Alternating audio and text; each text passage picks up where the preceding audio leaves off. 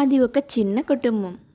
మ్యారీగోల్డ్ తన భర్తతో కలిసి ఒక ఇంట్లో నివసిస్తూ ఉండేది. ఏమండి, మనం దాచుకున్న తిండి గింజలన్నీ ఈ సంవత్సరంతో అయిపోతాయి. ఇంకొక 2 రోజులు మాత్రమే వస్తాయి. మళ్ళీ మనం పొలంలో పంట వేసి పంట పండించుకుంటే కానీ మనకి తర్వాత తినడానికి తిండి గింజలు ఉండవండి. మీరు పట్నం వెళ్ళి ఎరువులు తీసుకొని వస్తే మనం పొలంలో పంట వేసి పంట పండించుకొని ఆ గింజల్ని దాచుకొని వచ్చే సంవత్సరం అంతా తినాలండి. ఏమంటారు? నేనేమంటాను మ్యారీ, అలాగే వెళ్ళి ఎరువులు తీసుకొని వస్తానులే.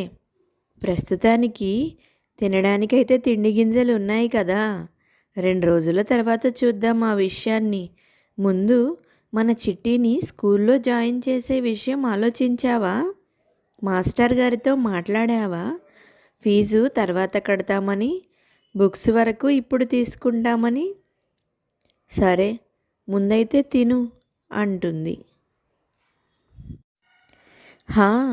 మాట్లాడానండి. చిట్టి స్కూల్ టీచర్ చాలా మంచివాళ్ళు. వాళ్ళు మన ఫీజు తర్వాత కట్టడానికి ఒప్పుకున్నారు. చిట్టికైతే ప్రస్తుతానికి స్కూల్ విషయంలో ఎలాంటి ఇబ్బంది లేదు.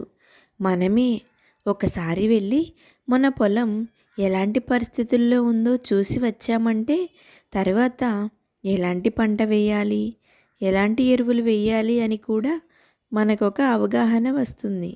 వెళ్ళి చూసి వద్దాం పదండి.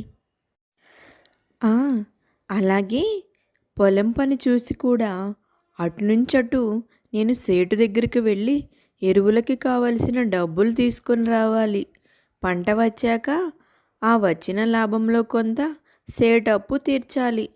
సరే పద, వెళ్తూ దారిలో చిట్టిని స్కూల్ దగ్గర వదిలేసి మనం వెళ్దాం అని భార్యాభర్త ఇద్దరూ కలిసి చిట్టితో సహా పొలం ఏమండి, చూసారా పొలం ఎంత నిస్సారంగా ఉందో? పక్క పొలం చూడండి ఎంత బాగా పండిందో.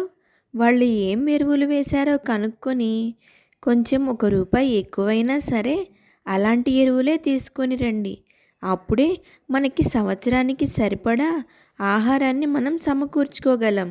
లేకపోతే చిట్టి స్కూల్ విషయంలో ఇంకా మన తిండి విషయంలో మనం చాలా ఇబ్బంది పడాల్సి వస్తుంది అని మ్యారీగోల్డ్ సలహా ఇస్తుంది భర్తకి.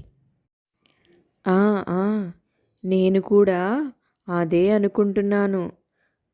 పొలం బాగా పండాలంటే కొంచెం రేటు పెట్టిన ఎరువులే తీసుకొని రావాలి. కానీ ఎరువులు ఎక్కువగా పండిస్తే మన పొలానికే నష్టం కదా. అందుకే ఎంతవరకు అవసరమో అంత ఎరువులే రావాలి. అత్యాశ పనికిరాదు మ్యారీ. సరే, నేను సేటు దగ్గరికి వెళ్ళి డబ్బులు తీసుకొని అటు పట్నం వెళ్ళి ఎరువులు తీసుకొని వస్తాను.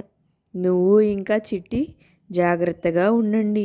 అసలే మన ఊర్లో దొంగల బెడద ఎక్కువ. రాత్రిపూట నిద్రపోయేటప్పుడు తలుపులు తాళాలన్నీ వేసుకొని నిద్రపో, సరేనా?